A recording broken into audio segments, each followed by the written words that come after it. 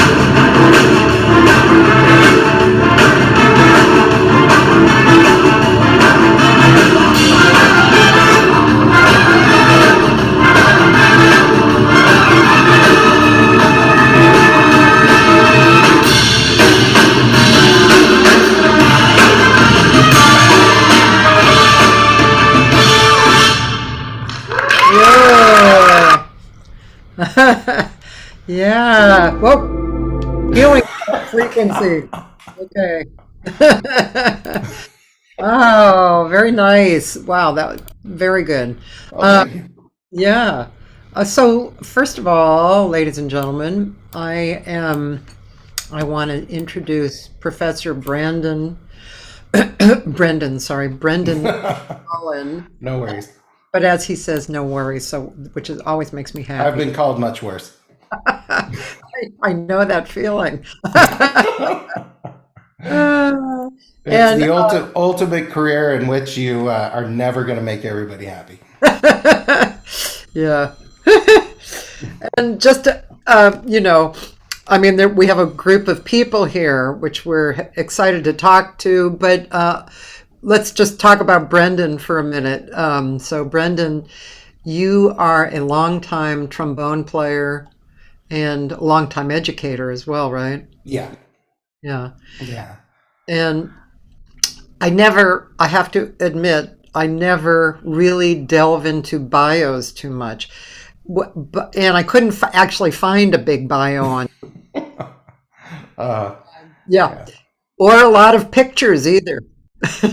yeah, it's true. You know, it's like when you're building your or if you're doing it properly, building your music career, you gotta be on all social media. You gotta have your website. But it's like then when your whole focus is then on the educational elements and really trying to work and build your chops, because education really is it's a performing art. It requires being engaging, and requires to a sometimes heckling audience, especially in middle school. Middle school is the worst. That's funny. And I have taught it all. I've done all the way through elementary. So Oh wow. and so it's I have to say the majority of my energy has been going more into the teaching than the musician part, which I believe is. I mean, I'm still writing. I'm still playing. Um, but yeah, that. So I haven't necessarily marketed myself as a musician out there. Instead, using social media as a tool for building the music program. I totally get that. And also, I appreciate that you said, I've never heard somebody say that education is a performing art, but of course, it's a huge output of creativity. Huge, huge. Mhm. And Yeah. I mean, it's really a big, huge universe. And so I can appreciate that a lot. And you don't, and I'm going to slightly adjust what I said Sure. in I don't really I have mixed emotions, and you guys probably feel like this, but maybe because you're younger, a lot of you you are more into social media. But I think as long as you have a decent picture out there, and even a one-page Wix, you know, thing with a bio on there, that's okay. I can't tell you how many times in all the years of me promoting venues and events and stuff, like I'll find a really great player with absolutely no bio out there. I mean, or no picture, or I mean, just those two things. And that's not a lot. That's just, put it up, that's it. And that's all you need. But so anyway, moving on from my Yeah. stage advice. So do you guys? Well, let's introduce everybody first, and Yeah. as but I do want to find out more about you, Brendan, and also these are past students, right? Or No, are they're they? current students, all of They're them. current students. Yeah, Okay, current. so let's introduce everybody, Sure. and let's start with Alyssa. Hi, Uh, Alyssa. Hey, good morning or good afternoon, I should say. Oh yeah, it's kind of afternoon, but I feel like it's morning too. Yeah, me too. It's foggy and beautiful out. So So Alyssa's a guitar player. I don't know if you know this, but guitar is one of my like all-time favorite instruments. mine Uh, too. cool. And you've been playing a long time. Did you? I I see the have guitar on your wall. yes, actually this is my student guitar that I'm studying right now at the Moorpark College, which has just been an incredible experience. But I have played for um 30 years actually. Oh, And but just never professionally trained. And so I'm remedying that. Now that my kiddos are kind of older in high school, I decided to go back and really learn um, the all the hard work that I couldn't grasp and put in the beginning of learning all the theory and things that just weren't quote unquote fun to me at the time, which now they totally are. I yeah. was in a season at that point in time where I was playing in bands and opening up for larger acts in the 90s, doing that whole thing, opening for Berlin and Men at Work and Nancy Sinatra and doing all that kind of stuff. Just having a good time playing Hollywood and doing that whole thing. And I just didn't want to ever take the time to really learn how to read music as it applied to the guitar. And sorry if you hear chickens in the background. I do live on a ranch. I'm like, of course, all the chickens. That's cute, man. They're agreeing with you. Yeah, they're right outside my window right now. So, but anyhow, it is so exciting to me. Truly, just the community that it is at Moorpark College, the leadership, the learning that is available. I can't wait to. I don't know if you want me to get into that now or if we want to talk about that later. But I'm extremely thrilled with this program and just kind of scoping it out honestly for my own kids who will be there in 2 and 4 years. Oh, cool. So I have a son that's 13 who's an upright player and a daughter that's going into composition. She's a violinist, uh, mallet percussion, all that kind of thing. So I was like, I'm going to scope this place out and see how it is. And I am just blown away by the education that's available. Nice. It has been incredible. The theory classes, I love, as we mentioned earlier, that we have Dylan here, who is totally a mentor to me, and we're in completely different generations. And what a beautiful thing it is that we have that ability as a community of musicians where we can always learn from each other, no matter which season that we're in. And Elijah has been kind of helping me out with theory as well. And it is just a really incredible community. And I'm so grateful to be a part of it. Wow. Awesome. Okay, Yeah. that's enough for today. No. Yeah. If I can say really quick, Alyssa has officially taken on the title of band mom for our jazz band class. Yep. She helps me out with organizing things.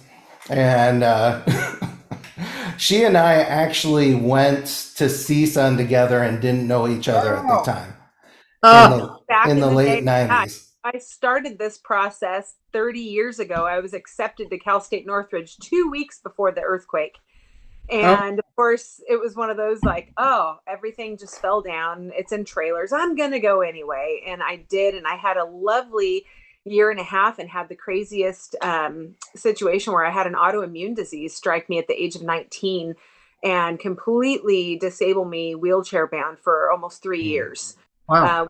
My joints curled up and I couldn't walk. I couldn't get around at all. And it pulled me from my dream, which was to do music. I was in music industry studies and I was going to pursue the business aspect of it.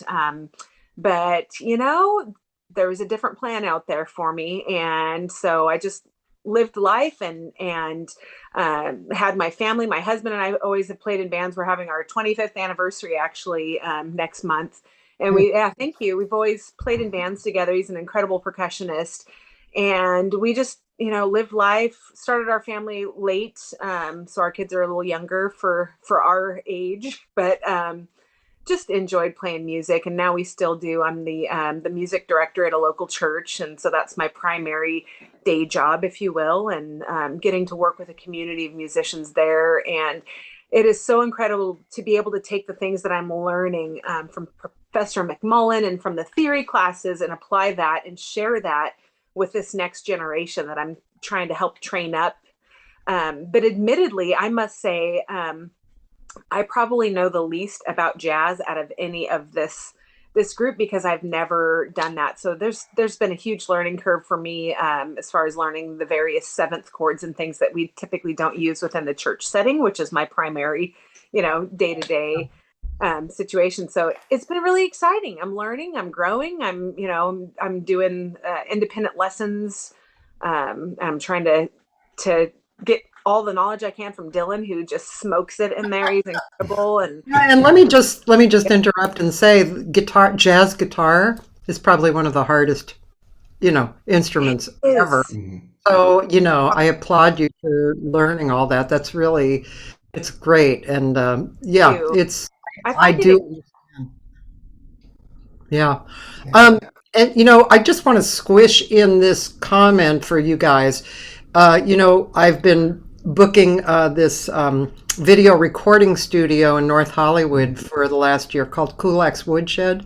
And if you want a really nice video, 6-camera, live edited stereo that goes through Pro Tools shoot that you can use for promotion, talk to me. It's very inexpensive and it's a really very cool laid back situation. You can make some money back, with an audience. But anyway, I just want you guys to know that because it goes right along with what you're saying, very helpful. So, Alyssa, boy, that's a lot of information, and your life has really, it's really been pretty, pretty intense there, right? Has, but beautiful. All at the same time. I know everything happens exactly how it's supposed to. And I just have, a heart that overflows with gratitude that I get to experience this right now because I do appreciate it probably more than I would have at 19 when I had to drop. Yeah, So yeah, yeah, yeah. You see that. hmm Okay. Yeah. Well, thank you. We're gonna yeah, kind of shift Sure. around to everybody. And Alyssa, what time do you have to leave? probably at about 1:30. Okay. Oh, no problem. Yep, I've got good time still. Thank you. Yeah, you're welcome. Elijah Hart. Hi. Hi. Yeah, I've been a trombone player and a singer for a very long time now. It's actually a really funny story. I accidentally picked up the trombone in third grade because I didn't. Which is interesting all by itself.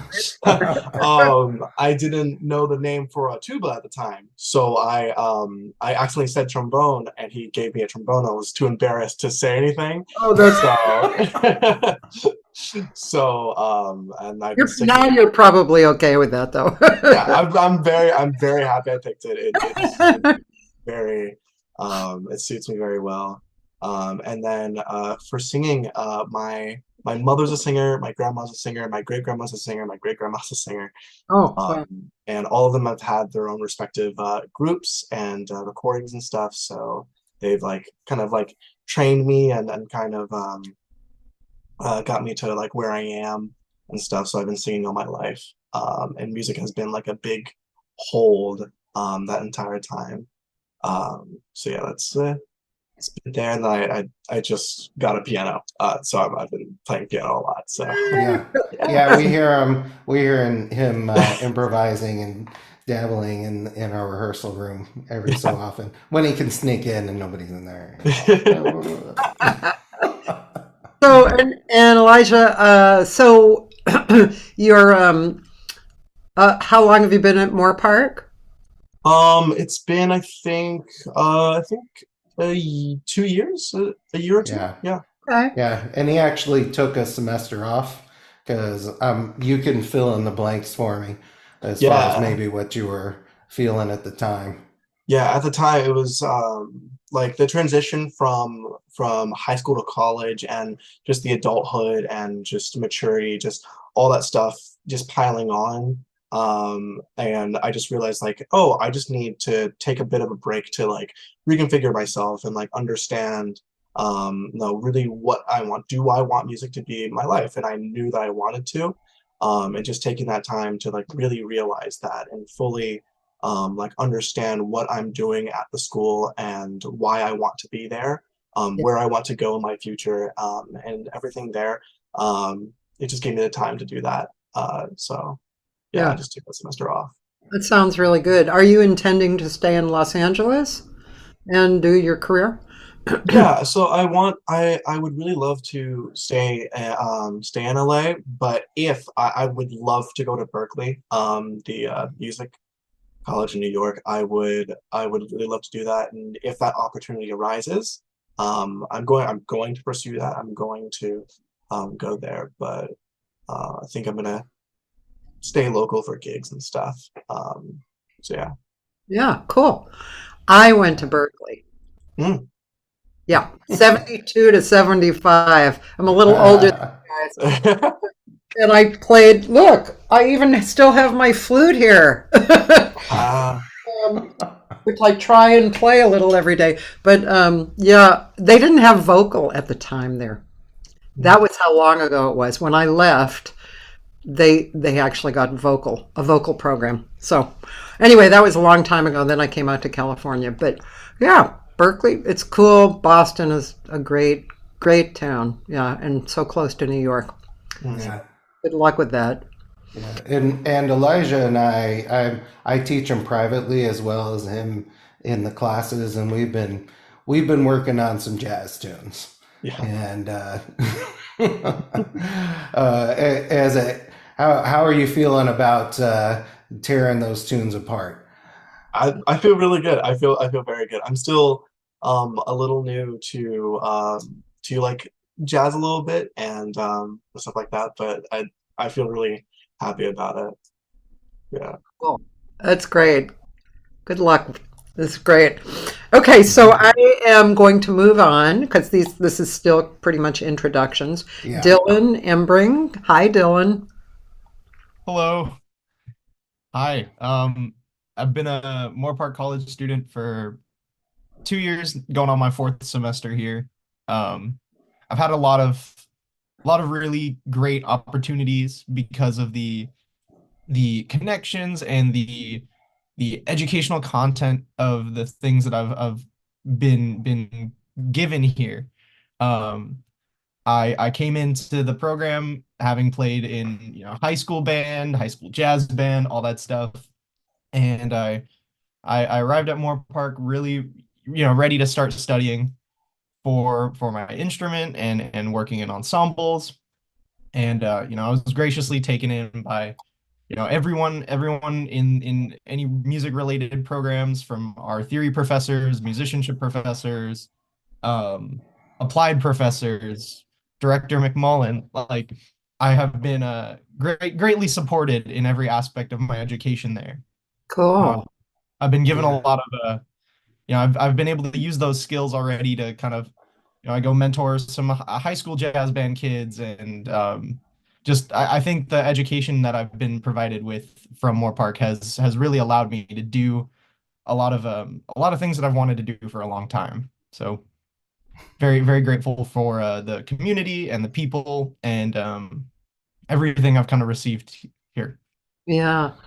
And so, are you into composition as well? I don't know why I asked that, but it kind of feels like it might be. Yeah, yeah, no, I've worked in kind of like a garage band kind of deal where we ended up recording a lot of music on our own, and we still work together and we still write together, and we gig around the LA area, and that composition is my favorite, but I'm trying to get into properly expressing myself through the medium of jazz composition, and I think I'm getting there. Not perfect yet. Mm. Well, that's yeah, I don't think we're ever perfect, but anyway, it's Yeah. nice to go for that. What's the name of your band? We are Liquid Indigo. Funny enough, Jake here in this group chat or group stream is also in it. He plays drums in that. You'll hear a little more from him. Cool. Um, yeah, Yep. In fact, three of these guys went to high school together in the yeah, same yeah. grade, and then they continued from Santa Susana High School in Simi Valley. Elijah, Jake, and Dylan, and they kept going. And we actually had them as a combo play at the Reno Jazz Festival this last year, and we're going to the Reno Jazz Festival again this semester. And then also, I had them. A good friend of mine teaches at Meadows Arts Technology Elementary School in Thousand Oaks, and we got him a paid gig helping out, like doing a music assembly for the elementary kids because they put together this music day, and they had a mariachi band and a string group and a pianist, and we were the jazz group, and they ate it up. Like Frank LaGuardia is the director there. Yeah. He told me afterwards, because I mean Elijah was playing trombone and singing, and we were doing a little. Elijah sang a little scat thing, and then the kids had to answer him, a little call and response thing going, and then they played their tunes. Sunny, I think the tune Sunny was the biggest hit of them all. And so yeah, they got to play for the elementary school kids and got a little bread on the side. It's bread, by the way, you guys. That's part of your jazz education. It's gig, bread, axe for your instrument. I mean, I can. Yeah, I have a whole list of words from somebody. That's pretty, yeah. Okay, that's cool. Well, yeah. Okay, Dylan, that's pretty cool. I love guitar, as I was telling Alyssa. I've played with some great guitar players, and yeah, guitar just knocks me out. You know, it's just such an expression of a person's perspective. I don't know, kind of like unlike other instruments. I think it's just guitar land is kind of a cool universe, I think. Mm. Okay, great. So Carrie, hi. Carrie Galgus. Here it goes. Hello, how you doing? Good. I guess a little bit about me. I I got it. I was interested in music from about the fourth grade, and I wanted to play the trumpet, but my parent says, well, we don't know if you're going to stick with it, so we're going to give you this old clarinet that my dad played, which was this aluminum or steel clarinet, and I was supposed to play it for a year. You probably no. To see if I would stick with it, and then they said, okay, we'll get, they bought some used trumpet. I mean, I'm talking about like back in the maybe 60s or early 70s, like $50 or whatever it is. So then I took, because I was going through elementary school and they were, teaching and stuff. So that summer I went and learned the trumpet, and then came back when I was in fifth grade, then playing the trumpet, and was just pretty much back where I was at on the clarinet, and never really looked back. Then I played through high school in the jazz band and the concert band. We, at the end of my senior year, went and did the Calgary Stampede and toured Banff, Calgary, and all that other stuff as the jazz band for high school. We had our singers. There was like the Golden Blues singers out of Ojai, and we played that. And then college came along, and I just was still kind of half interested in pursuing a music career, but wasn't too sure, not knowing what as far as how much as far as making a living at it, so to speak. Yeah. So I went to Ventura College and still played in the jazz band there, and still thinking, well, maybe I'll still do music. So then I took music history, not the appreciation. I got in the discussion, I guess, yesterday about music history versus appreciation, but that's kind of where it came from. So it was like a whole year of studying all the way from the Gregorian chants all the way up to the modern stuff, and then at the same time took music theory for a year or two. And I don't even know if I'm getting the name right, but Salazar was the director out there. He kind of started the Ventura College music program for all the colleges, so to speak. That's who I was taking the music history and theory from. Yeah. Then a little way to UCSB, and at the time there wasn't really much of a music program. I did take a little bit of choir, voice, or whatever it was, but that was about it there. But then I graduated and got married and hadn't played the trumpet. And then when I came back and started work, I thought, well, I'll pick it up after after laying off for a couple of years, and went back to Ventura College and tried to play a semester. And my then spouse, now ex, was complaining about the noise and all that other stuff. And I said, okay, that's enough. And I put it aside. And then, I'll say, I tried to pull it out a couple times over the years, and I sounded like, I don't know what kind of words we can use, but I didn't sound very good. I guess it was what I could say. Oh, this is horrible. And I think, it was really bothering me, and I had moved from place to place, and now all my horns were sitting in a storage area, and I did want to pull them out, but I tried. I couldn't get to them because they were so buried. So I finally decided, when COVID hit, I'm just going to go buy a trumpet off of eBay and just start playing, because it's driving me nuts. So then I started picking it up again, and boy, that's kind of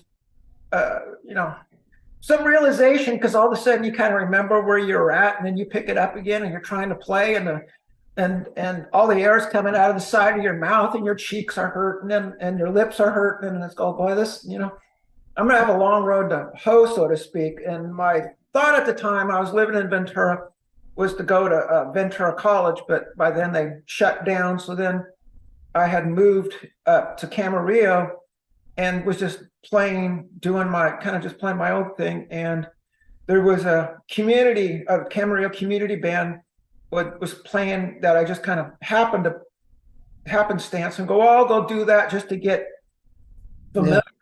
Yeah. And, sitting down with a bunch of musicians and like trying to learn to count measures, and it's one thing just to play, but as far as when you're playing with the group, they can still kind of help you. But as far as with direct, having a director, and then it's going, okay, where I'm at, what, when am I supposed to come in? How do I count these measures, changing times, doing, it's kind of eye-opening, so to speak. And then I reapplied from Ventura back to Moorpark and started there. And that's where met, I don't even call him Professor McMULLin, because I don't know, he's probably about 20 years older than I am, so I can. I go, I go by Brendan, or I go by Professor McMULLin. Either way, I kind of took this from Gary Pratt at CSUN, or you know Gary Pratt. I'm assuming, yeah. Some people called him Gary, some people called him Professor McMULLin, or not McMULLin, Professor Pratt. And so it's like, if people call me Professor McMULLin, I don't fix them. But if people call me Brendan, I'm cool. I sign Brendan too. Okay. No Oh, big there you one. go, Carrie. Yeah. It's whatever you call him. Anyway, so then, just picking it back up, as far as walking into his class the first time, it was kind of a little nerve-wracking, because even after playing like with the Camarillo Community Band, I was surrounded by 5 different trumpet players and 50 people, and he was just starting the whole, especially the orchestra, back up again. And I find out I'm the only trumpet player playing, and when you're the only one, you kind of stick out like a sore thumb. So Fresh, fresh out of COVID. Yeah, doing that, as far as I was honestly like shaking, nervous, as far as the exposure goes and stuff. So, it's getting that confidence and a little bit of nervousness and not having some, stage fright. So, Yeah. but at this point, I've kind of joined up for every possibility to play around. Like right now, I'm doing where the Moorpark College is doing Sweeney McTodd, or not Sweeney, Sweeney Todd. play. So I signed up to do that a couple of years ago. They did Kinky Boots. I signed up to do that, plus playing with the jazz band and the orchestra. And then in the summers, I'll play with the Camarillo Community Band, and sometimes we'll go down and play with the county band. And then I'm playing with Gold Coast as well out here, which tends that one's a little bit more, really exposure, because you're playing with people that are probably 10 times better than you are. Most of the people in there are either ex music educators or current music educators, or semi-professional players. And then every once in a while I'll get called in to do the swing band, which is the seniors of notes to fill in for the trumpet players. I've seen Larry there a couple times, or actually one time, so to speak. So as far as I've gotten calls saying, okay, can you come down? And the rehearsal has already started. And I go, I was going to go practice, but what the heck, I'll just go down and play. So it's just trying to throw yourself in as many places as possible to get the experience and exposure, and kind of just meet people. Because I think the big thing is just being out there and seeing and playing and meeting different people and getting different pointers, and always listening to, what people recommend or what their thoughts are, so to speak. That's great. So you're following your love again. Exactly. Yeah. And Carrie forgot to mention, I think it was while you were in Canada, you got to play with Rob McConnell. You got to brag to me about that, which I'm beyond jealous. Well, as a trombonist. Well, the other one too is when I was at Ojai, because Maynard Ferguson, lived up in Ojai. Oh yeah. And was good friends with one of the guys in our band. His parents owned a recording studio there in Ojai that Maynard would record out of. So they had Maynard come out times and give clinics and play with us and everything else. And it was in football season, so we came out there with Maynard and on the football field playing at our local Nordhoff High School football game. That's cool, right? Yeah. Yeah. When I was how old was I? Must have been 19. I had a gig in Pennsylvania, a road gig, I was part of a show, and Maynard's band came in and played in the middle of our stretch, and he actually was like going through some major mouth thing, teeth mouth thing, that he was in utter pain, and he was still playing. He was really cool, and the whole band was great too. It was kind of thrilling, to have that like right there. It was wonderful. Yeah, he's a great player. It And was. a great leader, he just made so much stuff happen, right? Amazing. Yeah. Yeah, Carrie's been growing a lot in the years of playing, to the point where Carrie sang with the band, in front of the band, last semester. And in fact, yeah, we did our jazz concert at the end of the year last semester. We did all music of blood, sweat, and tears. Oh, And four of the singers on different tunes are in this group right here: Alyssa, Dylan, Carrie, and Elijah. And they were awesome. Everybody except the drummers, I guess. And when I was on at Ventura College, I was like doing some band stuff, and I was doing singing, and then we also would do some of that, like the Chicago 25 or 624s, and I'd pull up the trumpet and stuff like that. So I had done some singing, but as far as when after COVID started, or even before that, when the trumpet thing started itching, I couldn't do that. I couldn't get them. I was out just going around singing at different karaoke's or live karaoke things and stuff like that, just to start honing things. Even though I have a certain key, I kind of sing in, and some of the stuff. When I was singing with Brendan, he was sitting there going, "You're on the wrong note." I gave Carrie a hard time. But Carrie, you did a good job of getting outside of yourself, because there's a science to likability and getting people, like, you gotta, number one is smiling, which is kind of an evolved primate trait, where it breaks down the distrust barrier between people, and you gotta look people in the eyes, try to stand as tall as you possibly can, even tilt your head just a tiny bit, and it shows people that you're interested in that they're there, and that you got something to say. So the evolution's been really awesome. Okay. interesting. Cool. Okay, well, thanks. We're going to move on just because we're still in the introduction Oh phase. yeah, sorry. Thank you, Carrie. You're welcome. Hey, Jake, how about you? Hi. Hi. I'm also in my fourth semester here at Moorpark College now. Like Brendan said, I went to high school with Dylan and Elijah. We were at Santa Susana High School in Simi, which my time there in high school was really my first introduction to jazz, when I took the jazz ensemble in my junior year, which I was technically in my sophomore year, or my junior year was virtual jazz band was my first jazz band experience, which was interesting. Yeah, it was challenging. But then my senior year of high school was really like my first big introduction to just like academic music, because I started really as a musician in like 8th grade, just to join my friends. Especially Dylan here, probably the reason I'm really a musician, is he played guitar, and I said, okay, that's cool. I want to play with my friends. So I picked up drums. Oh, as you can see, really just to get into just playing music with people. I liked the social aspect of it. None of my family or like really was, none of my parents or grandparents, I don't have any musicians in my family that I know of. It just so happened that both me and my sister became really into music around the same time.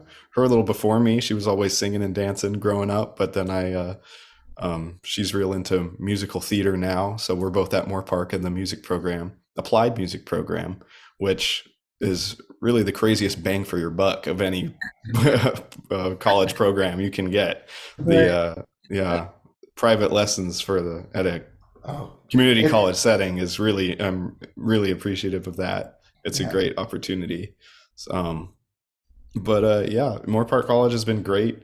Just Uh-huh. the amount of stuff that we've had with music theory and musicianship training. Everybody is just like, I would overqualified, I would even say, to just the professors they're so everybody's so passionate about just what they're teaching, and you can really tell just by how they treat the students and how they make everything exciting. But yeah, jazz here has been wonderful too. It's definitely been a step up from high school jazz. It was it was a nice surprise. Our first semester that I did here, our second show in the winter, was all Snarky Puppy tunes, which was fun to do. Yeah, definitely challenging, but it was especially as the drummer Yeah. to Yeah. match that. But it was that was real fun. Yeah. Great. Who are a few of your favorite drummers? Well, I mentioned Snarky Puppy, Larnell Lewis from that. Oh my God, he's great. Yeah.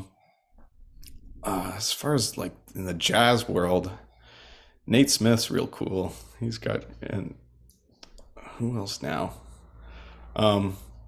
Definitely like just the classics of the classic rock era that I listen to, of just like great session drummers like Steve Gadd and Jeff Porcaro are always big influences on me. But yeah. I saw Steve Gadd at Catalina's about 2 months Oh ago. yeah. It's Oh nice. good, and he's such a nice person, you know. Yeah. And it's kind of a small group. Let's see, piano, trombone. It was Brendan, one of the brothers. You know they had like three guys. One was a bass player, trombone player. Their father was a musician. Marcellus? No, in this town. Oh, in this town. It was anyway. Yeah. Huh? You Sorry, Marcellus is fresh on my mind because No, Delphia yeah. Marcellus is going to be at the No, Soraya I forget Sunday. their names right now, but anyway, and then bass, drums, was that it? Anyway, it was a small group and it was really good, and it's just nice to hear Steve Gadd because he's such an icon, and his time is just so incredible. I mean, I know that there's jokes about drummers and time, just like jokes with singers too. You know, where to Yeah. in wrong key, all that kind of stuff. But yeah, because he's kind of a more direct, almost simplistic drummer, right? Yeah. And but it's just delicious listening to him. Yeah. Yeah. Yeah, that era of like the late 70s kind of progressive and like jazz fusion stuff has definitely been a big influence on me. Dylan too. As soon as we got into jazz through high school and even more in college, our own band has become more jazzy. You know, we just take in the influences, and it's just been fun to just experiment with all kinds of things and still have this our own outlet of expression to just do anything that we've been learning. Because it's cool to have a band that I started like the month I started playing drums that I still play in, just as like my main creative outlet of making original music and performing all around. It's been fun to do that. But then the performance opportunities with jazz and school related stuff has been cool too. Like you mentioned, Reno was awesome. And even any little thing, whether or not bread is involved, it's still been fun. Like tomorrow we're doing the little, or at what's the place called again? The Ivory Park. Ivy Park. Ivy Park, yeah. And for Tomorrow some night, old folks to get some music. beginning of the semester, we're doing all like swing bands standards. Ending with Sing, Sing, Sing in April in Paris and stuff. And we're going to be playing at this assisted living facility. My guess is they're going to eat it up. Oh yeah. Yeah. Can't lose with that. That's Yeah. yeah. Well, this week is the NAMM show, so everything is supportive of music and performing, and it's a great week, I think, to Mhm. really put it out there. And we're really lucky to live in this amazing spot where so many great musicians live and are performing. I mean, wow, it's really a great thing to be able to go and see brilliant players here. So yeah, gotcha. That's great. Great to hear. Okay, thanks, Jake. Nice to Yeah. talk with you. And Jake he's transferring. Have you decided on what college is your goal? My top choice right now is probably Cal Arts. Oh, Mhm. Joe Nice. LaBarbera. He's the teacher there, right? The drum teacher. Yeah. What'd you say? Whose name? Joe LaBarbera. Oh, I don't think I didn't apply for jazz actually. I applied for the instrumental arts and percussion, but I've met a few people so far. I met Jonathan Pinson Oh is yeah. a drummer there too, he's doing like a live album, big band kind of thing in LA. It's a 21 plus show, so I can't go, but I wanted to. Yeah, Super but talented. I've made some connections with people over there so far, and it seems it's a cool environment. Very artistic, with just people find out just the craziest ways to make music within the programs over there. So that's inspired me a lot lately too. Just Yeah. the most experimental sides of jazz and just instrumental music in general. Yeah. Yep. And Moorpark is also, we have an articulation agreement between CalArts Yes. and Moorpark, where we're working together to make sure those students have they're getting all the requirements that specifically CalArts is looking for, and helps them build the relationships and they want to bring people from. We have a number of students that have graduated Moorpark and gone on to CalArts. I had one student who played through high school in my bands, who played clarinet, bassoon, all that. He got a huge scholarship into CalArts. And then also Alex Fortunato, another drummer from a while ago in Vibes. He went in on focusing on electronic music, experimental, last I heard, but Yeah, they're real big on that. yeah. Yeah. Okay, well, that's great. Good introduction, Jake. Thank you. Thank you. And Larry. Hi, Larry.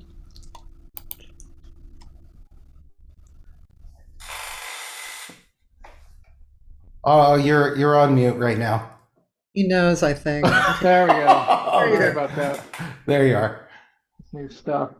Oh, I'm- hi, everybody. How you doing? And Nice Larry, to meet you, Kathy. your last And I name- guess we call it Professor Brendan McMULLIN. Is that the best way to say I it? also go by John Illusion. So, yeah, I think, well, I mean, background on my life. I mean, musically, I started playing when I was 8 years old. My father and both my mother were professional. My mother was a professional singer back in the 60s. And my dad was a professional drummer his whole life. He played for the Letterman singing group. Oh. If you're familiar with them, he also had big bands, and he had the Unforgettables, and Thousand Oaks was his big band that he had for 30 years. He was a Oh. drummer and conductor of the band as well. And so my music has always been in the entertainment industry. On the music side has been part of our family. Growing up and being a part of that whole scene as a kid, watching my dad with all these talented musicians and people in the industry. So I was inspired, obviously, to play. My brother and I had a band when we were 8. My dad would do the jazz stuff, and my brother and I would do the rock and roll music when they would do their gigs on the combo gigs, but weddings and parties and before DJs and all of that. So and so yeah, so for me, I never played in high school. I played sports in high school, but I did the music outside of high school, and had a band through college for 5 years, paid for my college. We did all the parties and weddings and all that kind of stuff. So uh, I didn't go professionally. I could have. I just chose to. My dad stopped traveling, touring because he wanted to be home with his family. And so that kind of influenced me not to really want to go out on the road and do that. So I was able to do my music on the side as a secondary thing, got a regular job and raise a family, but do the music also and participate with my dad with his big band. Sometimes I could sit in, but my genre was more traditional rock and roll, other kinds of music, played through at church and did shows like that. And probably I would say 10 years ago, I really wanted to be, I didn't want to be a rock drummer who played jazz. I actually wanted to learn how to be a jazz drummer and learn what that's really about. Because it's totally different, completely different thought process, completely different way of playing, and also reading too. I could read a little bit, but so I really wanted to improve on my reading. And fortunately, one of the musicians that plays with my band when we play together, his good friend was John Hatton, who's the bass player for Brian Setzer's orchestra. Yeah. And I got to know John very well, and he introduced me to Bernie Dressel, Yeah. who is probably one of the best drummers in the whole country, and especially on big band. He's like the modern day Buddy Rich. Yeah. And I got to meet him, and I was able to study with him for several years, and I really enjoyed that. And that was the time when I saw Moorpark College, which, by the way, the clip you showed at the beginning with the band, the guitar player was my nephew, Luke. That was Luke Dotson playing guitar there. And so I wanted to join the band and join Moorpark, the jazz band, and play with my nephew. But he left the band the year that I started. And when I talked to Brendan, said, "Hey, I want to learn to read, really get that reading down well, and I can play the instrument, but playing with the big band and playing the charts and reading the charts and in and out when you have to play certain things." So it's been a really good experience to be at Moorpark. I think it's probably at least 7 years. You took COVID off.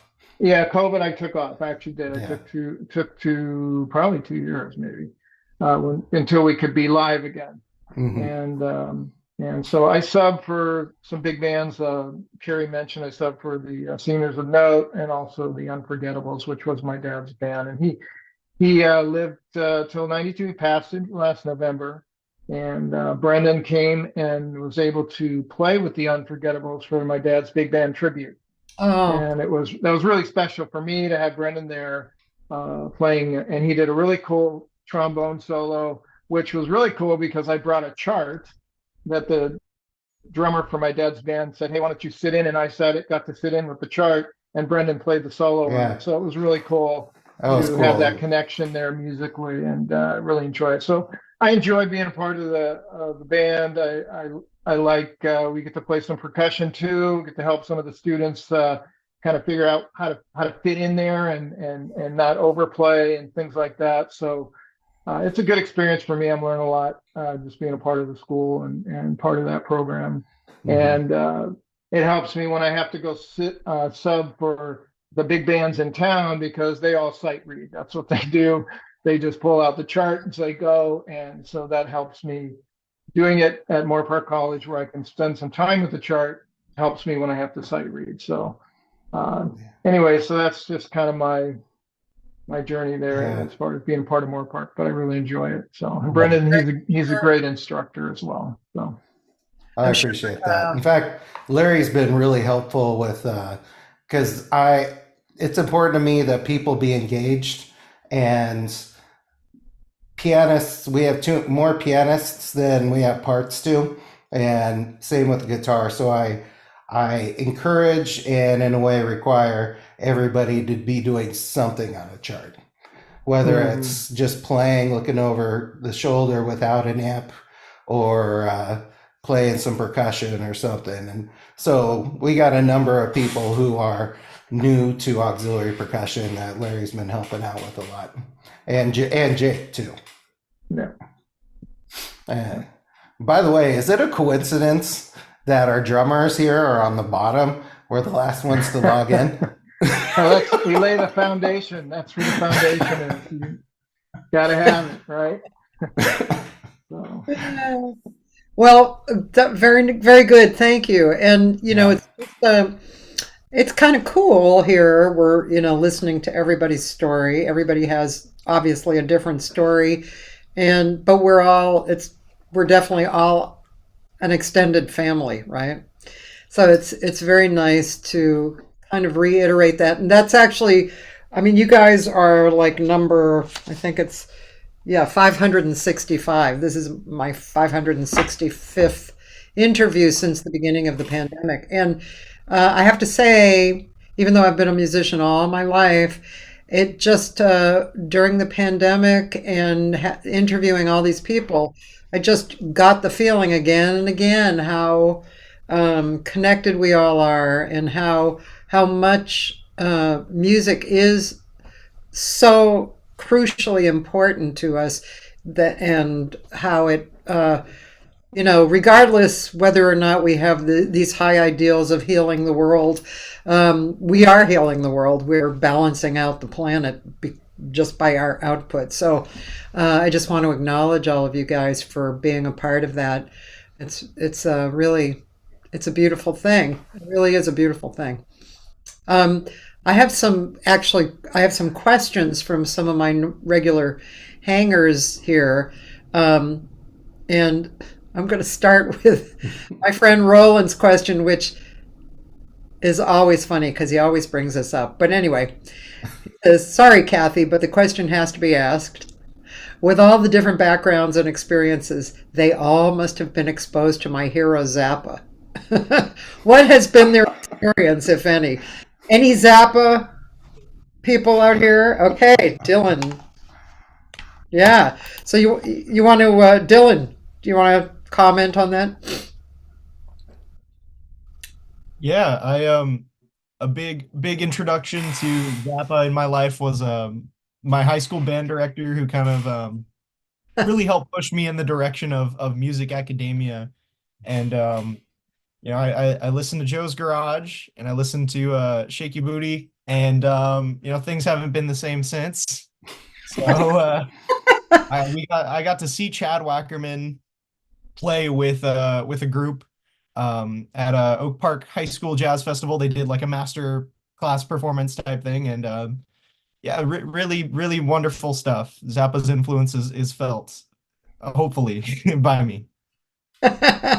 Cool. And Jake, you said, you're a Zappa? Yeah. It was similar to Dylan. Yeah, our high school band director was a big Zappa fan, and we had that at the Newbury Park when we just saw a great performance from a bunch of musicians who had played and toured with him, and that was definitely just a big introduction to like live jazz fusion and that progressive side of it. It's like, whoa, this is crazy. This is hard, but if you it's something that you got to practice that, but it's just a crazy side of it's definitely like, it's funny that that's brought up, like jazz being related to, I don't know if he would ever considered himself a jazz musician, but he definitely, a lot of jazz people just all have that in common, of just taking a lot of influence from his music, because he was, I mean, improvisatory, right? Oh, absolutely, yeah. That generally kind of goes along with the jazz stuff. I would think in the early days, especially, he might have thought he was considering himself a jazz musician. Yeah, with the Mothers of Invention stuff, there's definitely a lot of crazy, especially with this guitar stuff. It's basically bebop, I guess, if you look into a lot of it. Cool. Larry, did you say you too? I know Frank Zappa. I mean, that was more it was the 70s and 80s, I think. Yeah, so we knew a lot of that music. I was probably lean more at that time. I was playing a lot of Led Zeppelin music, some John Bonham, bringing in jazz to rock and roll and just trying to do what he did. So that was more my influence, and also Ralph Johnson for Earth, Wind and Fire, which is more the funk style. And I had opportunity to study with him a little bit, which was really cool. He changed me from traditional grip to match grip and got me to learn both, because that's what he did. And I'm like, he was one of my idols at the time. So yeah, kind of all in at the same time. And Frank Zappa's influence and listening to their music, and then just incorporating those things and trying to pick up little things that his band did, and then incorporate it to what we did. So Yeah.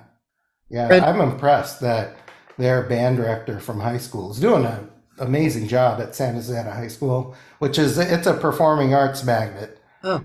Yeah, and it's John Tyson's the band director there, and he's introducing the kids to Frank Zappa. So can't complain. It is impressive. Yeah. Let's see. Mark has a question to Jake. When you're doing solos, do you like using the rhythm approach when playing solos on the drums, or do you like the melodic approach of creating melodies on the drums when doing solos?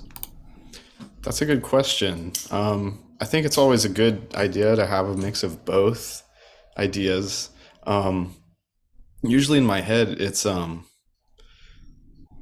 like I'll just hear something that just comes from either if I'm taking a solo after somebody else has soloed, I'll just keep some ideas that we're repeating in their solo, and just that'll be in my head, and so I'll just try and reference that. And a lot of it's kind of subconscious of just this is the melody I'm feeling, and even you can just use whatever kind of arrangement of cymbals and drums to try and, like, if just a skip from a high pitch to a low pitch can be a high pitched tom to a low pitched tom just as much as it can be a cymbal and a snare. It just however you orchestrate it, as long as it's just the difference between like just the sound and the intensity of just knowing the kind of effect that everything in your drum kit has can just really help you improvise, and just know if you have a certain feeling that you're going for, to focus on this part and this part. But it happens really fast a lot of the time that you have to keep thinking about it, so it's tricky. Definitely takes practice. There's a lot of things in solos that sometimes every drummer's got like a toolbox of rudiments and licks to kind of just take out when you might be referencing like a melody in the head of a tune you're playing, or something that you just like, just a rudiment that you're really used to practicing, that you can just play in perfect time and really just nail it, but just orchestrate it differently around the drum kit. But I think just to actually answer the question between melody and rhythm, I would say maybe rhythm is more what I focus on, as far as just variety within a solo. Yeah. Cool. Thank you. One thing. Okay. Sorry. I have a quick little anecdote. I was interviewing Peter Erskine once, and he was telling me, he came from Stan Kenton, which, especially in those days, there was a lot of not just referencing, but actually matching what would be going on, right? So the drum would be matching, and that was cool. And then he got into Weather Report, and he was pretty young. He was 21, I think. And so he had played. He and Joe Zawinul were standing around listening to a live performance of Black Market, and Peter was feeling very cocky, because he was doing a lot of that reference, right? And Zawinul said to him, "Too bad you had to do that." And that was Peter's first shock, oh shit, this is not Stan Kenton. This is like something else. And Weather Report, the way I describe it to my students for time is, if everybody, let's say you're a vocalist, everybody in the band has an elastic band, And at one end of the elastic band, everybody is connected to this time. And that's the way the song is going by. But everybody has their own elastic band, and they can do whatever they want as long as this end is connected to the same thing. And that's what I thought of Weather Report. So it was such a mind opener for me. I was in college when I first heard them, and it changed my life hearing them. But that's kind of a funny little anecdote, isn't it? Yeah. But I do that. One thing that Jake does really well, one of many things he does really well is not let the craziness get in the way of steady time. Yeah. And I do run a lot into a lot drummers who are excited and love playing, which is number one. But then they turn into a Michael Bay movie, basically. All explosions, not much story, and the time wavers because you got to fit in every drum and every note and every fill. But Jake's got it down to a science really well. That's cool. Thank you. And Alyssa, I would like to ask you a question, especially because you're going to be going soon. But so when you're playing, do you feel like you're more interested in chordal? I mean, this is kind of a dumb question because even 95-year-olds always meet each other, guitar players, and they go, I found a new voicing. It's like, really? Oh my God, you've been playing for 8 years and you have a new voicing. But are you a little more inclined towards harmony or rhythm? Yeah, I would say for me, getting the voicings properly played is of most importance to me because it's something that I'm not familiar with. I also have never until recently experimented with playing solos. It was just never my thing. I've always been a rhythm player. I started out actually as a drummer. I can still play the full kit. So doing percussive, my primary day job instrument is acoustic guitar. So I hold down the tempo and all of that for the bands that I work with in that way. So I do love that foundation, but when it comes to jazz, it's an entirely different world to me. So I'm sitting there looking at Dylan and saying, how did you play that? Like, I need to know this chord because it was such a beautiful, and then I'm trying to analyze it like, hey, is that movable? Like, can I use that in other places and other keys? And so I'm just working on those foundational. I honestly like beginning. This is like starting over for me because I just haven't done this before. So I'm studying things now, 30 years into this that I should have known a long time ago. But there's new methods. The caged method that's kind of I've only heard of more recently that I'm starting to get into and learn. To try to help me be able to explore the entire neck of the guitar rather than just staying in my comfort zones.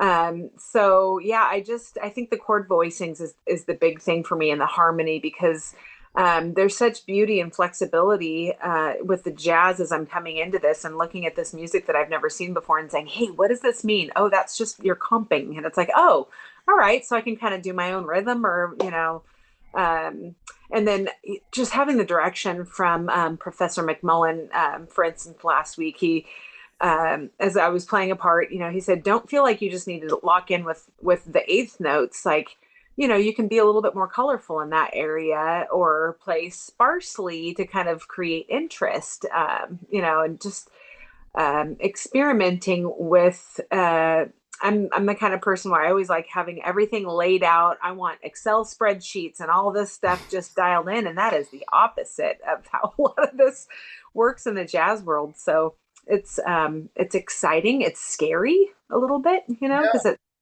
it's new.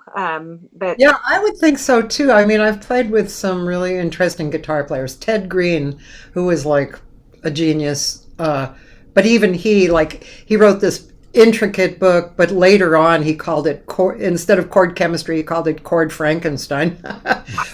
He was an amazing guitarist, But and Larry Kuntz comes to mind because Larry, he's he, I mean I have a lot of favorite guitar players, but Larry's interesting to listen to because his rhythm is very unique. It's I don't know if you've listened to him. Haven't.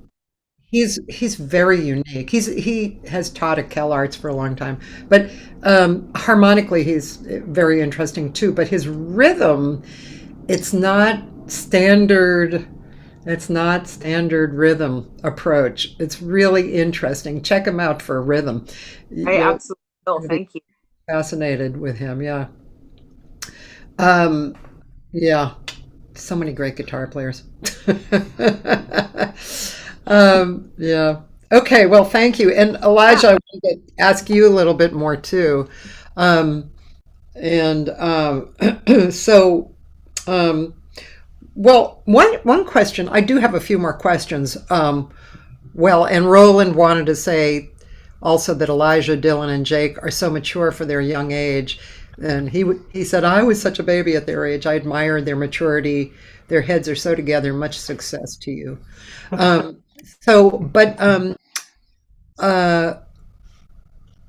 Well, you're coming from a long heritage of musicians, and one thing that I'm curious about is, and anybody can answer this, but let's just start with Elijah. The perspective of art to dollars. You know, the desire, need, expectancy, intention, all of that stuff. I would imagine that because of the long line of people before you, that the love of doing it was probably almost supreme over, you know, maybe they had a different point of view of the money making too, but that's what I'm imagining. Do you think that's true? Do you have that, or how do you feel about that? For my family at least, they while they did make like money during their thing, it was a very set time. So they had their groups. My grandmother had a group with her sisters, and they made money during the time, and then they had to give it up because they knew that they couldn't support themselves with the amount of money that music does give. And along with my mother, she had you know, her own group, and you know, it was like a bunch of rap. They had like their own like big album and stuff, but it wasn't sustainable for them. And for me, I see that, like, I understand that that it is really difficult to get money in that way, but I really want to do music, and it's something that it's instantly I'm not considering anything else, and I know that financially it might be hard and I'm going to go through a lot more troubles, but it's worth it if I can make people happy and create melodies and feelings that through like the sound in my voice or sound with other people. I like that's worth it more than anything else in my life. So yeah, I would say it's worth it. Yeah, yeah. It's an interesting question, right? Anybody else have a comment on that? Yeah, Brendan. I think Elijah definitely. The college actually recently implemented a music like well, I forget the name of it, but it has to do with marketing and business. And it's really important that musicians take marketing classes and business entrepreneurship classes, because you are your product and you have to sell yourself. And in a way, it's almost like dating, where you have to be show your interest in the work, but you can't be desperate. And you got to have confidence, but without being arrogant. And you have to be humble without being pathetic. You have to kind of keep that line, and it's not natural.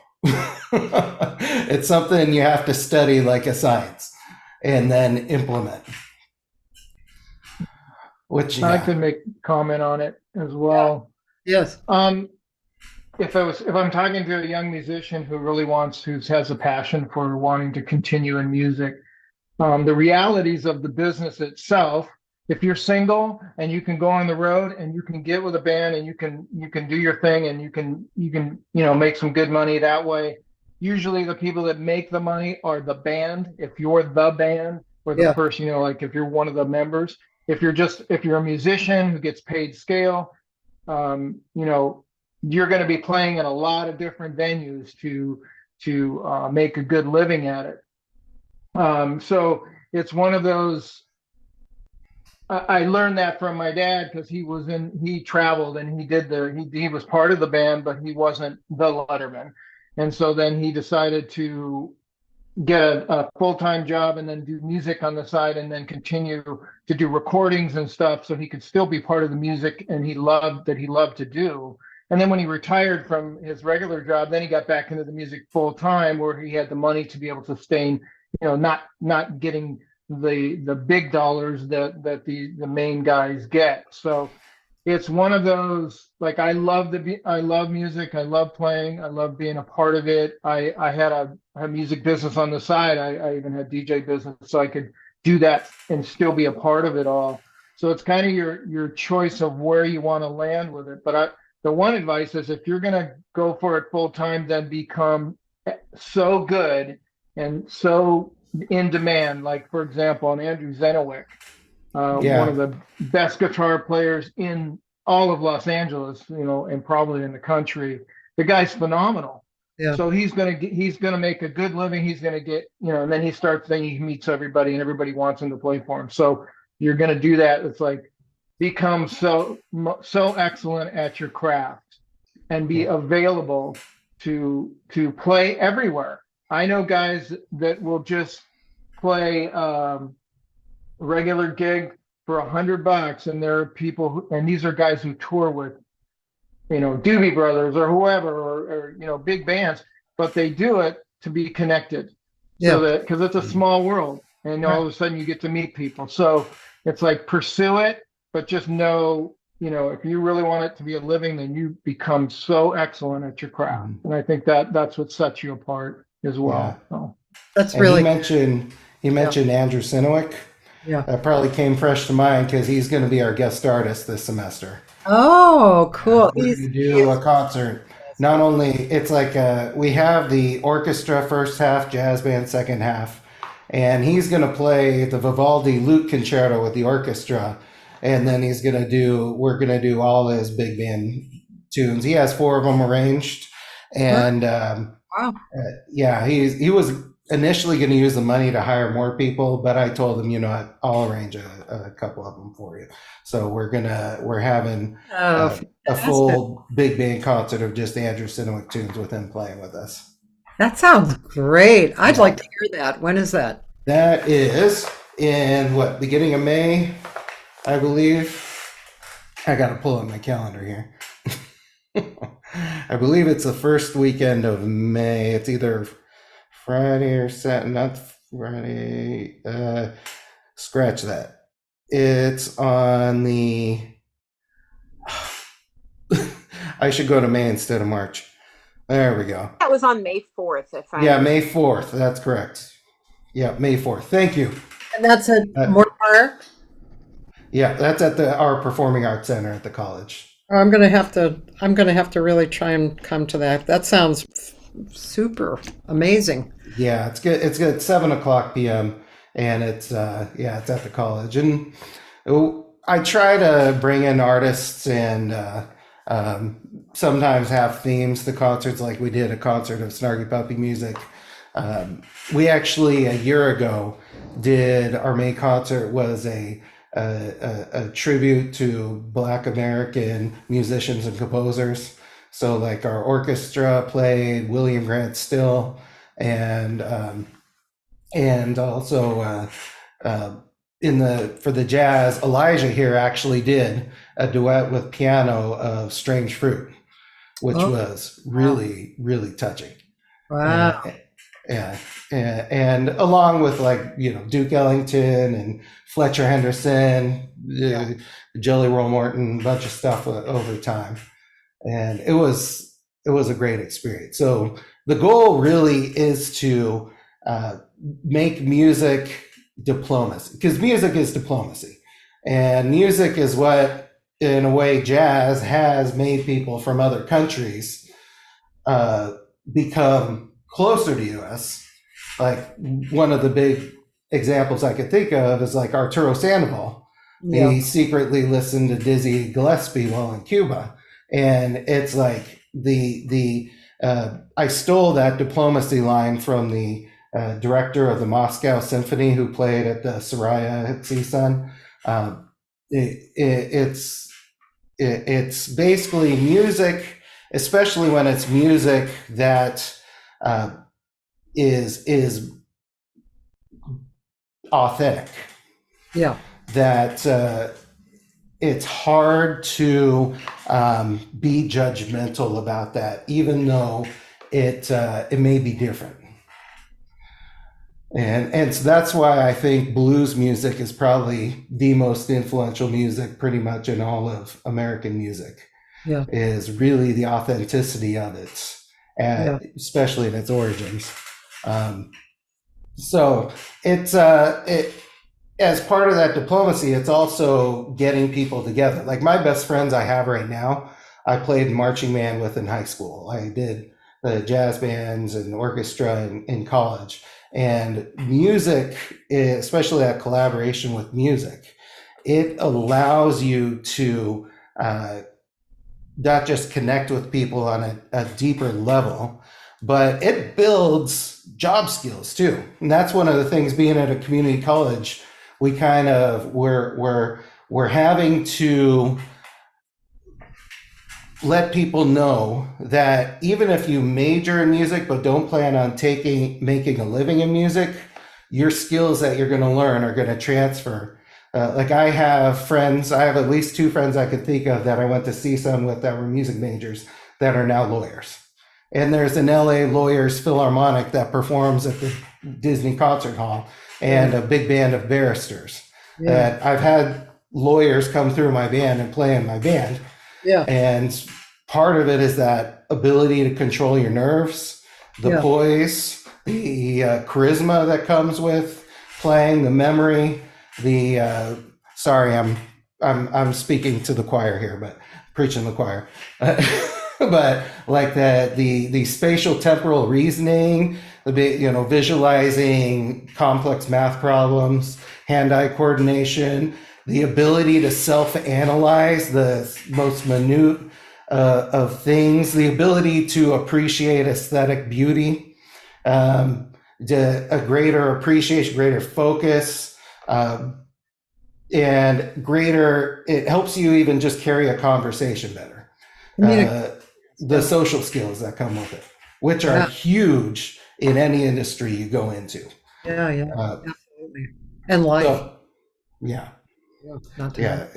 And so it's I recommend music, even if people are not going to make a living in music, because most jobs are entry level anyways, depending on some you need certain careers, but certain majors, but music majors are accepted into law school and medical school at similar rates of like history and biology majors.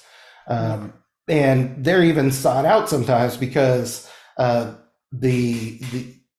you learn, like I tell my music appreciation students, when you take a music appreciation class, it's not about it's a history class, but it's more about feeling the way the people felt at the time. And so the empathy, there's a lot of musicians that become psychologists or counselors. That comes with that. So it's about building a community and making people connect as much as they possibly can, and then get those goosebumps. Nice.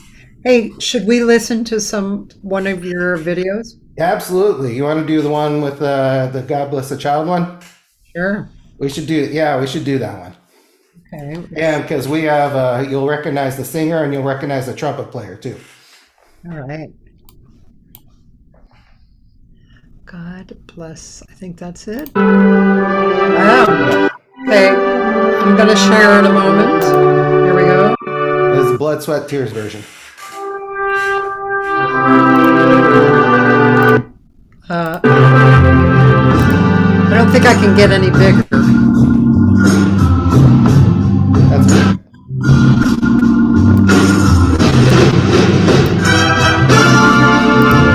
Sorry.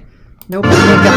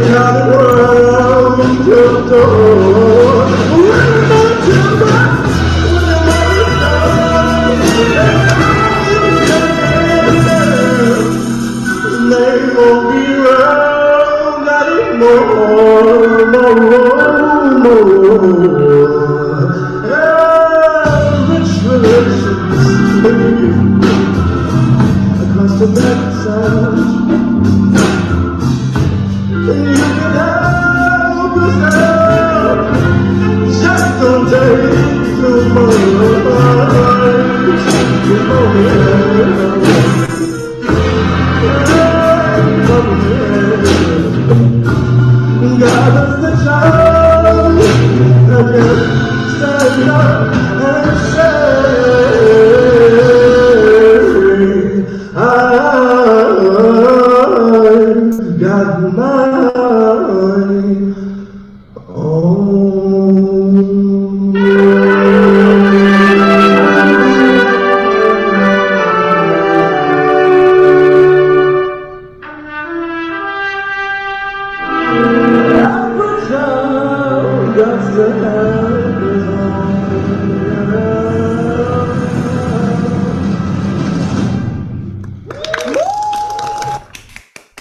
Yeah.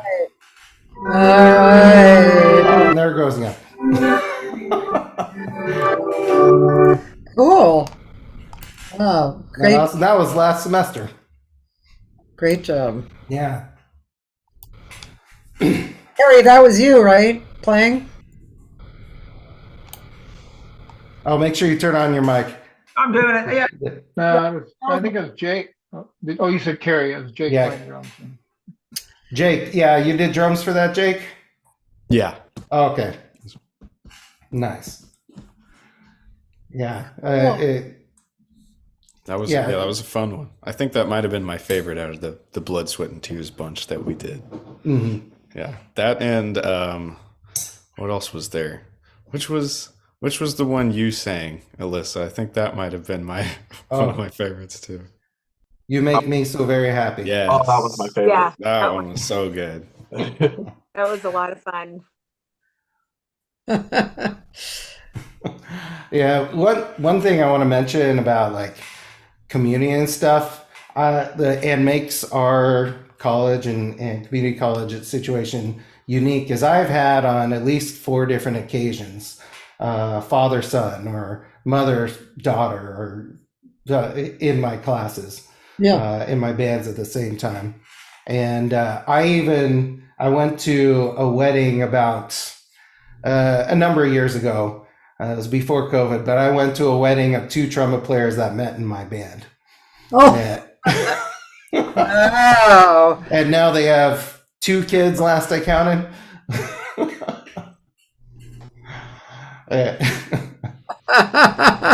That's pretty cool, man. Yeah. Yep. It always amazes me that, when there's a really good relationship, marriage, between 2 musicians. Two of my favorites are Calabria Foti, who plays Yeah. violin and voice, and her husband, Bob McChesney, trombone. Yeah. Yeah. We had Bob McChesney come in as a guest artist a number of years ago, and she was there with him. Yeah. He's amazing. That was the first time when I first met them. That was the first time I really, really understood how trombone was played. And yeah. Yeah, right. I still don't understand. Yeah, man, that's very. We actually, before he passed away, we got Bill Watchers to come play with us too, which was cool. unbelievable. I mean, I was a big fan of Frank Rossellino's when I yeah. He was a beautiful player and a great, funny singer too. Yeah. But yeah, his soloing was just beautiful, really personal. Yeah. I'm, not to get controversial or anything. And I've asked students, like, how much do you equate the person with the art? Is the art stand alone? Yeah. Versus can your opinion be changed by what you know about the person? I mean, Richard Wagner is like a perfect example of somebody who's been so instrumental in our music evolution, but you wouldn't have wanted to have been around him when he was alive. So Frank Rossellino is one of those people that I'm like, he's the most incredible trombone player I've ever heard. But kind of what he did at the end of his life makes it hard to cheerlead. Well, I knew him before he killed himself, and he He was a beautiful guy. Yeah. Oh my God, that's why it killed the community so much. Yeah. He was such a beautiful guy, and people just couldn't understand why he didn't reach out more at that moment, Yeah. But yeah, I mean, that I understand where you're coming from, but I look at that with people more like, well, a good example, which is kind of a weird example, is Buddy Yeah. Rich. Oh So yeah. Rich, if you've ever heard the tapes on the Yeah. bus, it's hard to believe that someone would speak to people like that. However, I knew a bunch of people who, older, more experienced players who he loved, and he never spoke badly, and they loved him. They thought he was a great guy. So there's that too. There's kind of it's a strange mixture. But I think when you see somebody perform, you can tap into who they really are. Now, that doesn't mean they're going to be living like that and communicating like that, but that's kind of the alluring part, isn't it? How you really you see the person when they're performing honestly. Yeah, and mental illness is a real thing. Yeah. People can be, live amazing lives and then have that moments. Yeah, yeah. I mean, Jaco Pastorius is Yeah. a perfect example. Yeah. Tragic. Yeah. But it is really nice when people, well, I mean, that's part of, for me, what attracted me to jazz people. I mean, I grew up in the 70s, and that was when all kinds of music was happening, Woodstock and Motown, and I was into everything, blues, but the jazz people, like the first group that I paid my own money to go see was the Modern Jazz Quartet. It was in Boston at the Jazz Workshop, which was a very small room. Me and my sister were in the front row. The guys were wearing suits. They obviously respected and loved each other. The music was classy. The communication to the audience, that was something I really fell in love with. It was such a truth, like a basic human truth that they were portraying. Yeah. So for me, that was like that was really big. And I still love that, of course. I mean, on these conversations too, the people who portray the real honesty and humbleness, they're some of my favorite people to talk to. Yeah. And one of the things that draws me so much is the non-musical, in a way, the way that, and it comes through in the music. People are willing to give up having a family or a mortgage or in order to pursue and master the skill in which they can, like, their job is to, and what I'm telling the students too, it's like, to be a professional musician, your job is to make the person next to you feel better about themselves having played with you. And so if you're a show off, it's not going to happen. There are a ton of, in fact, the majority of virtuosos out there are making a living in accounting, other respectable jobs, or lawyers, or whatever it might be, which is not a bad thing in the slightest bit. But it's like, when your people are trusting you, especially audience members, they're basically paying you money so that you can control their emotional journey for the next 2 hours. And that's a huge responsibility.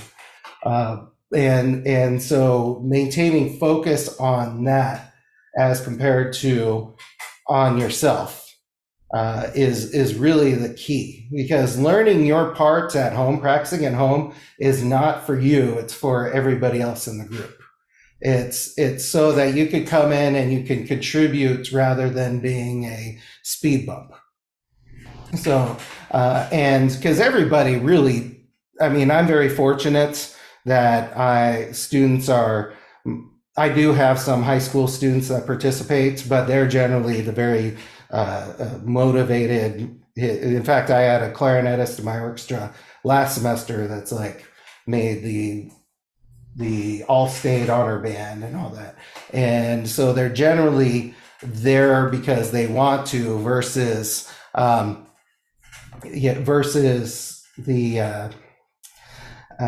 having to get the credits for the thing. And if the students are starting something right now, even if it's just getting together, having lunch, and then playing scale patterns for 2 hours nonstop, that's really what helped me the most. I have a good friend. His name is Paul Pates. We went to Streisand together back in the day. He and I used to sit or stand in front of the trees, orange grove, and just play scale patterns in all 12 keys and then different modes in triads, together, just over and over again. Then we go have lunch. And that for me is where I think I saw my biggest jump in technicality, because it became social rather than necessarily individual loneliness in the practice room. What do you guys all think about practice, by the way? Any comments on practice? I would like to share just how incredible the applied program has been at Moorpark for this. I have never in all of my life understood how to practice until I started working with Dr. Charnovsky, who's just this extraordinary classical guitar player. He goes through each week with me the things that will help me with its, beginning with technique, warm up, all of that, running through scales and things, and having your pieces or the songs that you're trying to learn, have those be the biggest majority of what you're spending time on. But I have never in my life been able to really organize or just know what to do to become successful. And I have seen more growth in my playing in the last 6 to 8 months than I have in my entire life, quite honestly. And that's just a fraction of when Jake was talking about the applied program, and it's just what an extraordinary thing that it is for musicians who desire growth. This is where it's at. In that training of how to practice, I used to just kind of run through songs or whatnot, but I never really worked on technique or just the knowledge of scales and things like that. So now I pursue that with excitement because I'm seeing the growth, and I'm seeing how it's becoming easier now that I'm looking at some of these, especially sight reading pieces, because Professor McMULLIN loves to give us giant stacks of things like, we're going to play through all these songs, and I'm just deer in headlights, having to concentrate on them. And this semester it's less scary. It's progress all along. So that's just part of the growth that I've just really been blessed from at Moorpark, is just learning how to effectively and efficiently practice. Oh, very good. Anybody else have any comments on practice? I think it's definitely you got to make a good routine out of it to where it just feels natural, where it doesn't feel like something that, oh, should I do it? How do I even start? What do I even begin to practice? Definitely a big part of practice, aside from just being frustrated about what you're practicing, is even deciding what to practice, I think. Like Alyssa said, instead of just picking a song and just trying to run through it and saying, I don't know how to do this. This part's hard. Just some really basic stuff. With drumming for me recently, a lot of practice that's improved me a lot has just really been taking things down to basics, just rudiments, slow tempos, and just thinking about it in different contexts, and just simple rudiments and exercises. I have a bunch of classic drum books that every drummer is going to look at, like the Charlie Wilcoxon stuff, the syncopation stuff. I have a Philly Joe Jones solo book, which is pretty cool, that I've looked through a bit. That just has a lot of it's simple. You can it recommends that you play it on just the slowest tempos, and if you just know what you're playing and know what to expect, it becomes really easy to do it fast. I think that's an important part too. Don't practice things super fast. Yeah. Doing it slow will. It's much easier to learn something slow and go fast than to learn it fast and go slow, I think. Because even if you do it really well fast, trying to think about it without just da da da da da, it's like, okay, what's the order of that? It's just muscle memory at that point. But it's a lot more adaptable when you really just know the ins and outs of what you're playing. Yeah, yeah. There's a really good TED Ed video, those animated TED videos, which goes through like how to practice. I forget how to practice it, and it talks about like free throw shooting and ballet and playing a musical instrument and all that stuff. And it's really good. I highly recommend it. It's a short video that kind of talks about how when we repeat, it's not, people aren't naturally virtuosos. They just have the ability to repeat the smallest little things over and over and over again without going clinically insane. And by doing that, you're building actually a coating around your muscles that makes the information go faster from your brain to your muscles. And it's really fascinating. And there's a scientific step-by-step on how to do it as efficiently as possible. I would say I think practicing now is a little easier than it has been because of technology.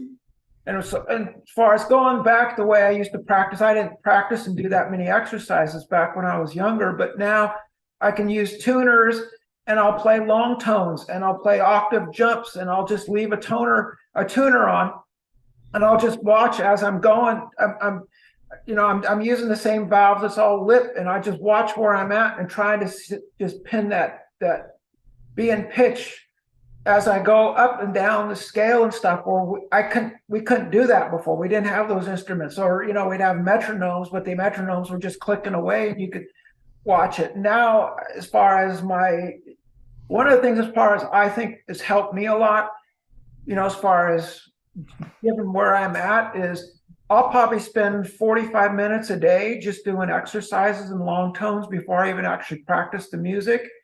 And first thing I'll do is I'll start off. I mean, this is more for wind instruments than anything else, but I'll start off on the lowest register and go up 3 octaves, and I'll just go each note up, and I'll do octave jumps, and it'll just be from one octave to the next, and go up, and then go all the way up to like the high G above the staff, and then I'll start doing the scales or exercises and stuff to just get my dexterities. I think it's a little bit as you get a little bit older, your fingers don't work as well down at the especially the lower registers, and I can feel my hands.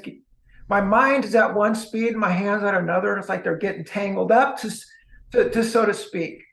And then the other thing I was thinking about is now we have more access to music than we did as kids.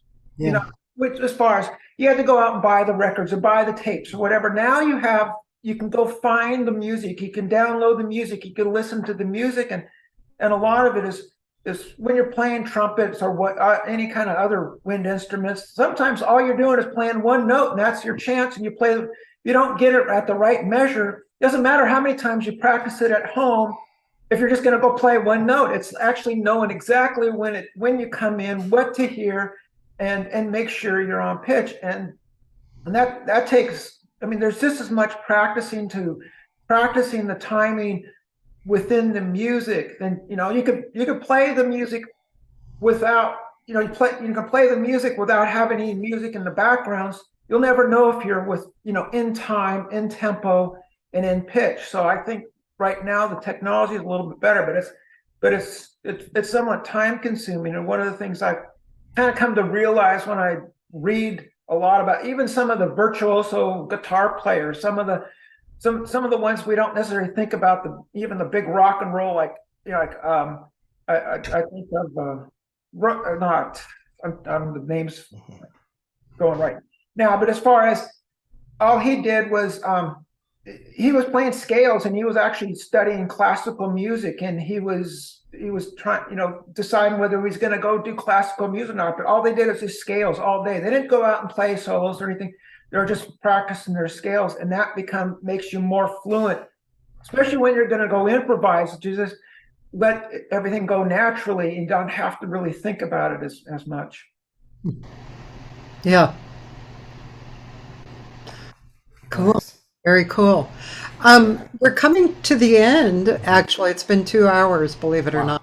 And did you want me to play the last song that you gave me? Sure. That would be really cool. Yeah. We have Brian Swartz play with us as a guest artist. Oops, let's see.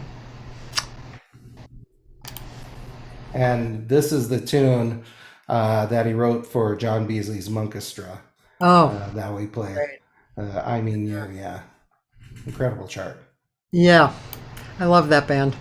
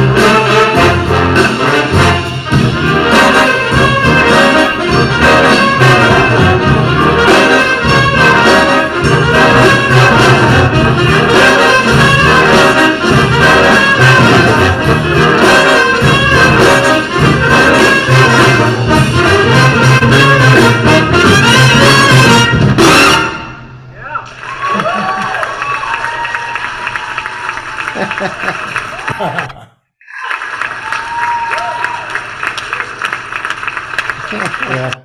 In fact, the guitarist in that band is the father of the trumpet player second to the right. Hey, pretty cool. Yeah. And that first video we watched, the bass soloist, he's going to be my future nephew-in-law. He's engaged to my niece. And he actually went on tour with Limp Bizkit in Europe this last summer, and he was like apologizing to me, almost like, "Yeah, I'm not doing jazz as much, but." Well, that's cool. Hey, you guys, thanks for being on. It was fun. It was very creative conversation. I'm sure my listeners liked it. It'll be archived, and you can send people to my Facebook page too. It'll be there just forever. But I also have an archive on OneDrive, and you'll be able to see that within a few days. So thanks, and good luck to all of you. Continue on, Brendan. You're doing a great job, and yeah, you have a great point of view. It's really cool. Thank you so much, Cathy. Thank you. We Thank really you. appreciate you allowing us to come in. That was a lot of fun. All right, I'll see you around. Yeah. All right. Sounds great. All right, take care. Bye. Bye-bye. Bye. Bye. Thank you.